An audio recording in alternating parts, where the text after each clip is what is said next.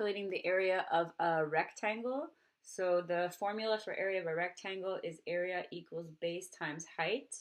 Or if you learned it at some point as area equals length times width, it's really the same thing. It's just talking about multiplying one side by the other. So in this case, you would just, it's important for you to make sure they're in the same unit of measurement. So they're both in meters. So in this case, I would just be doing that my area is equal to 2 times 9, which is 18. And because it's meters times meters, it becomes meters squared. So the area would be 18 meters squared.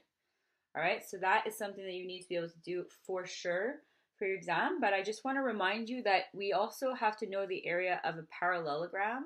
And a parallelogram is just a slanted rectangle. So you still have to find base times height and use the same formula, but it would maybe look, this is really not a nice parallelogram, okay? It would maybe look like this. And so this side is the same as this side, and this side is the same as this side.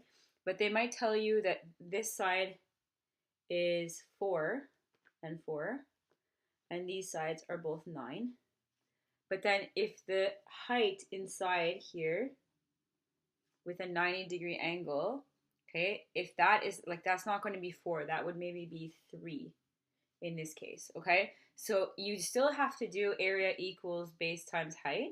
It's just important to realize that the height is where the 90-degree angle is. It's not necessarily the side length, okay? So in this case, the area of this parallelogram, which is hideous and doesn't have straight lines in it, should be straight lines, you would be doing 9 times 3, because the 3 is the height where the 90-degree angle is. Okay, so then the area would be 27, and if this was in meters and meters, then this would be meters squared.